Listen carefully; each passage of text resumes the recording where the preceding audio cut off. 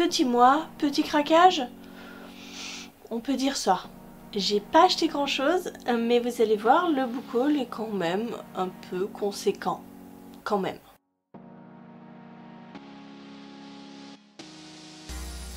Bonjour tout le monde, c'est Maud, je vous retrouve pour une nouvelle vidéo, le book haul du mois de février. Et comme je vous l'ai dit, j'ai été très raisonnable. On peut m'applaudir, on peut faire la hola, c'est un miracle, je vous jure. Par contre, vous allez voir, il est assez conséquent puisque j'ai eu beaucoup de services presse.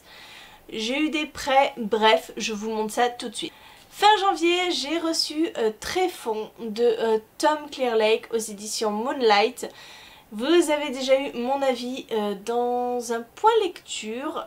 Ici, nous sommes dans un thriller ésotérique où nous allons suivre un inspecteur qui s'appelle Lucas, qui va être mis à pied et qui va... à ce moment-là, sombrer un petit peu dans des travers pour oublier sa mésaventure. La drogue, l'alcool, le sexe, et il va faire la rencontre d'une jeune femme avec qui il va passer la nuit. Et cette jeune femme a l'air d'avoir besoin d'être sauvée. Sauf qu'elle va disparaître, il va mener son enquête. Et cette enquête va le conduire à découvrir un des secrets les mieux gardés au monde. Un groupe de satanistes, on va dire. Voilà. C'est glauque, c'est violent, c'est dur comme récit, mais je l'ai beaucoup aimé. Donc je vous ramène à ma vidéo pour lecture. J'ai reçu de la part de Pulp Fiction La confrérie des téméraires de Florian Turmo, paru donc chez Pulp, je vous l'ai dit. Donc c'est un livre-jeu, je l'ai lu aujourd'hui même, donc je peux très bien vous en parler. On va assister en fait à une sorte d'enquête, on va dire ça comme ça. En fait nous suivons des jumeaux qui arrivent en 6e, voilà, c'est leur premier jour, ils découvrent le collège, on leur donne leur casier et le lendemain en fait quand ils vont pour récupérer les livres qu'ils ont mis dans leur casier, eh bien le garçon, donc Théo, se rend compte qu'on a fracturé son casier, qu'on a pris tous ses livres et en fait il y a un petit mot à l'intérieur en disant si tu veux récupérer tes livres, il va falloir que tu fasses quelque chose, que tu trouves des objets et ils vont partir dans une quête de ces objets qui va mener à encore plus gros, hein, un trésor. Je ne vous en dis pas plus, c'est donc un livre avec une réelle histoire, mais à l'intérieur nous avons aussi donc des énigmes à résoudre, des objets à trouver, ça se présente comme ça. Donc, vous voyez en pleine page, on a la petite instruction en haut. Si on ne trouve pas, on a la solution en fin de livre, une solution d'ailleurs qui est très bien faite parce qu'on peut cacher. Si on veut juste l'énigme, c'est ici, la solution ici, et avec le rabat, on peut cacher la solution. C'est super bien fait.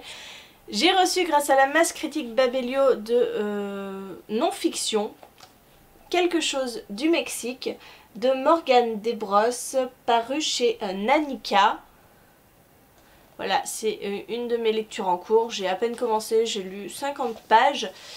Et bien sûr, nous allons suivre en fait donc l'auteur qui est parti au Mexique, qui aime profondément ce pays et qui va nous raconter en fait l'histoire de ces peuples, la gastronomie, les monuments, enfin bon bref, tout ça. Et en fait, j'ai pris ce livre parce que, vous le savez probablement, je suis partie au Mexique en janvier et j'avais envie de prolonger un petit peu mon voyage et d'en apprendre plus sur...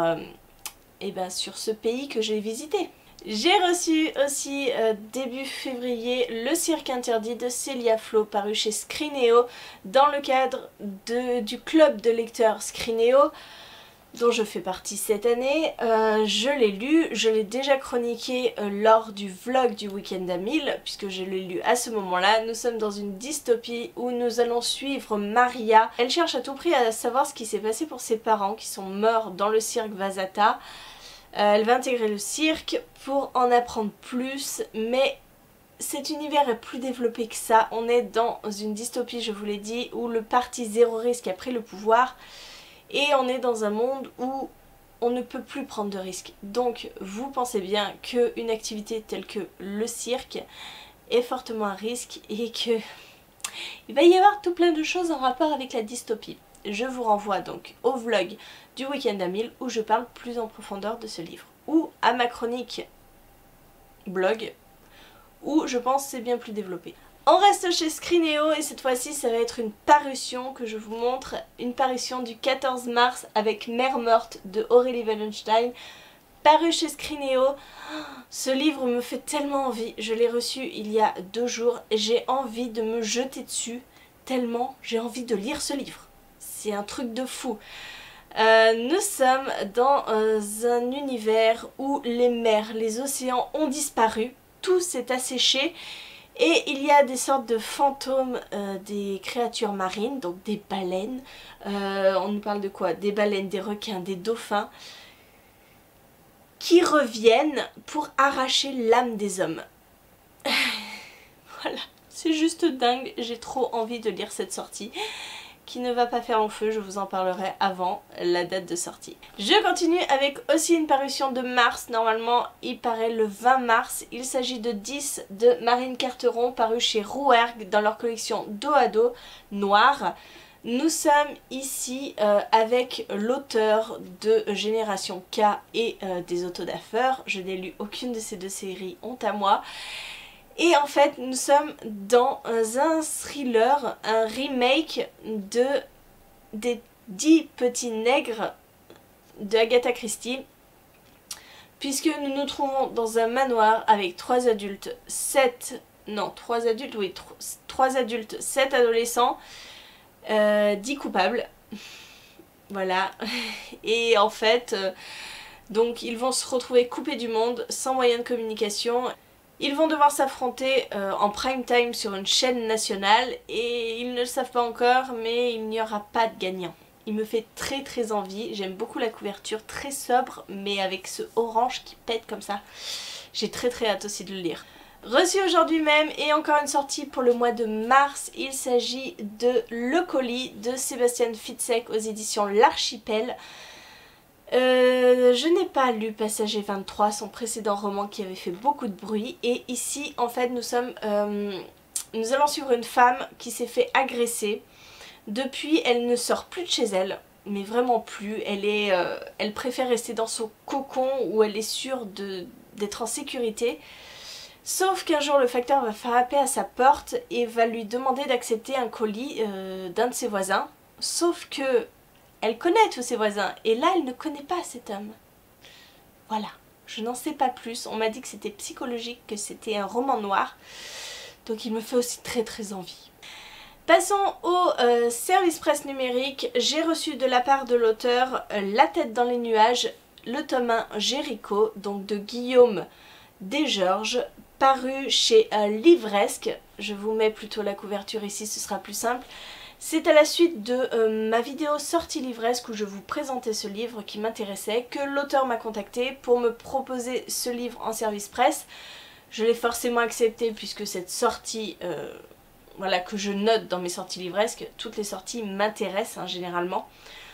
Nous sommes dans un futur où l'eau est devenue une denrée rare.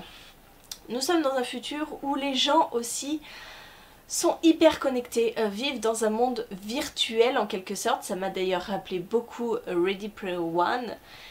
Et voilà, je n'en sais pas plus, je ne sais pas comment va tourner cette histoire. J'en suis à 20% de l'ebook et je vous en parlerai plus en point lecture. Grâce à ma participation au PLIB 2019, j'ai récupéré des ebooks mis à disposition pour le jury. J'ai récupéré L'Enfant de poussière de Patrick K. Dounet, je pense que c'est comme ça. Je suis sur ma liseuse donc je ne peux pas vous dire la maison d'édition, je ne la connais pas. Ce livre, j'ai entendu beaucoup de bons retours dessus, donc j'avais envie de le tester. On verra bien ce que ça donne, je ne peux même pas vous faire de résumé, je reste sur l'avis des copines. Donc vous le verrez en point lecture quand je l'aurai lu. Je me suis aussi procuré Le Bois sans songe de Laetitia Arnoux aux éditions Magic Mirrors. ce livre est en compétition, il fait partie des 21 présélectionnés, je l'ai lu, nous sommes dans une revisite du conte de La Belle au bois dormant. Et je vous renverrai à mon point lecture qui soit est passé, soit va arriver. Je ne sais plus dans quel ordre. Je me suis aussi procuré Sorcière de chair de Sarah Bucham aux éditions Noires d'Absinthe, si je ne me trompe pas. J'ai déjà lu ce livre, vous avez déjà eu ma chronique dans un précédent point lecture. Nous sommes avec un monde un petit peu similaire au nôtre, sauf que on connaît l'existence des sorcières et là on va assister une jeune inspectrice qui va être confrontée à un meurtre qui a probablement comme coupable une sorcière de chair. Ce qu'on ne sait pas à la base, c'est que cette inspectrice est aussi une sorcière de chair et elle va replonger dans son passé et dans pas mal de secrets qu'elle n'a jamais avoués. Bref, c'était une très bonne lecture et donc le point lecture est déjà paru. Je me suis aussi pris Forestel, le tome 1 La Cité Verte de Aline Maurice. Parce que j'ai lu le résumé, ça m'avait beaucoup intéressée parce qu'en fait j'avais vu l'auteur lors des Aventuriales, puisque l'auteur était juste à côté d'une autre auteure que j'allais voir. Je m'étais penchée sur son livre, je m'étais dit ah ça a l'air pas mal.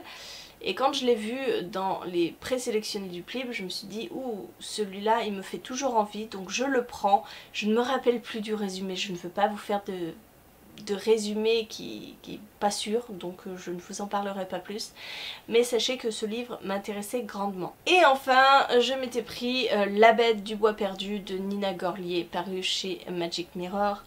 Pareil, vous avez déjà eu mon avis dessus, c'est une réécriture de conte, cette fois-ci de La Belle et la Bête. Et donc voilà, je vous renvoie au point lecture. Bon, c'en est tout des services presse. Là, c'était du gros costaud hein, ce mois-ci. Hein.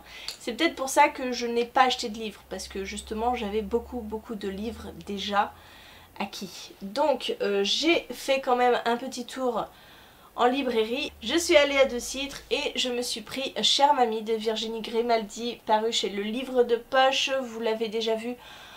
Je l'ai déjà lu durant le week-end à 1000, je vous le conseille fortement puisque c'est 5 € qui l'intégralité est reversée à l'association C'est que du bonheur et on passe un super moment, c'est hyper drôle. C'est Virginie qui écrit des lettres à sa mamie, qui lui raconte ses vacances, qui lui raconte un petit peu sa vie et moi j'ai passé un super moment.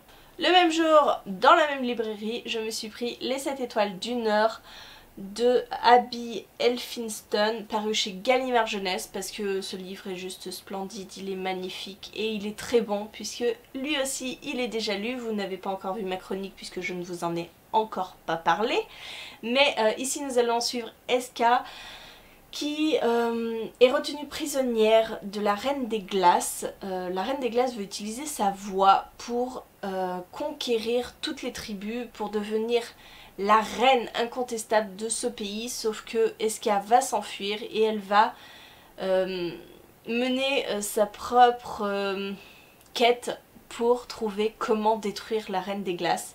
J'ai beaucoup aimé ce livre, je vous en parle très bientôt sur la chaîne. Et donc je me suis pris aussi le tome 6 de The Promised Neverland de Kayu Shirai Pozuka Demizu, paru chez Kaze. C'est lui aussi et c'était très chouette. J'adore cette saga de manga. Et j'ai craqué pour un sublime manga avec Beyond the Clouds, La fillette tombée du ciel par Nick chez Kiyun. Donc c'est le tome 1, voilà, la couverture est splendide. L'histoire, c'est un tome très introductif, je vous en parlerai plus tard puisqu'il est déjà lu. Mais je ne vais pas garder le souvenir de ce manga très longtemps en tête. C'est un peu dommage. J'ai passé une commande Price Minister pour me procurer le dernier tome de la saga Delirium. Donc le livre 3 de Lauren Oliver. C'est paru chez Hachette dans leur collection Black Moon. J'ai lu le premier tome ce mois-ci, je l'ai beaucoup aimé, j'ai le tome 2 dans ma palle et je me dis qu'il me faut forcément la fin de cette trilogie. Nous sommes dans une dystopie où l'amour est considéré comme une maladie mortelle, tous les jeunes sont immunisés face à cette maladie à partir de 18 ans. Sauf que notre héroïne qui s'appelle, je ne sais pas...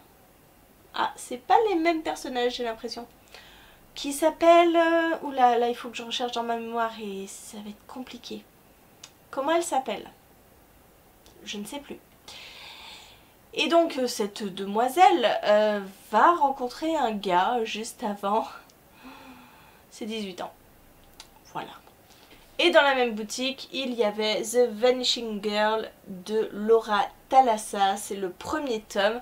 C'est chez Amazon Crossing et nous sommes avec une fille qui peut devenir invisible et qui va être recrutée, il me semble, ou alors elle n'a plus le choix, elle va être kidnappée, je ne sais plus. Bref, elle va servir d'arme, si vous voulez, à l'armée. Voilà, ils vont la recruter et elle va être envoyée en mission grâce à son don particulier de disparaître. Et on va terminer avec des livres que Marilyn m'a prêtés. Voilà, puisque j'ai vu Marilyn lorsque je suis partie au Mexique, puisqu'elle nous a très gentiment hébergés la veille du voyage et pour le retour aussi. Donc encore merci Marilyn pour ton accueil, pour ton hospitalité, un grand merci.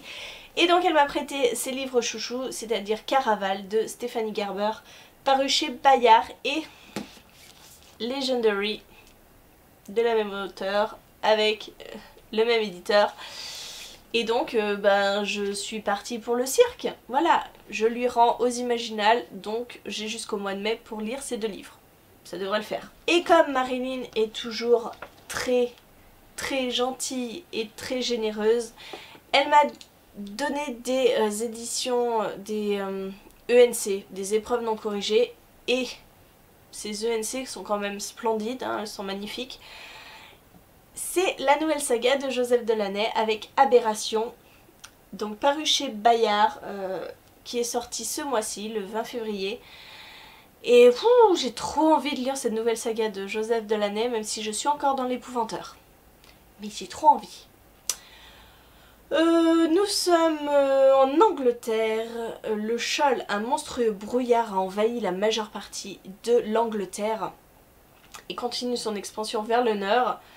Ceux qui s'y trouvent piégés meurent ou sont transformés en créatures appelées les aberrations. Et je pense que quelqu'un va venir lutter contre ce brouillard. Bon, j'ai assez parlé, je pense. J'espère que ce book haul vous a plu. Il était encore bien fourni, malgré le fait que je n'ai acheté finalement pas grand chose ce mois-ci. J'ai été quand même très raisonnable. La faute ou grâce au service presse que j'ai reçu, j'ai un panier Fnac qui commence à déborder. Je vais un jour le valider parce qu'il y a certaines sorties en février qui me faisaient très envie que je n'ai pas acheté. Mais là, ma bibliothèque déborde, je vais lire un petit peu des livres que j'ai déjà et puis on verra après pour les achats. Voilà, n'hésitez pas à me dire en commentaire si vous avez lu un de ces livres, si certains vous font envie ou si vous avez vous aussi craqué pour certaines sorties. En attendant, je vous fais des gros bisous, je vous souhaite une très bonne journée, de très bonne lecture, je vous dis à très bientôt pour une nouvelle vidéo.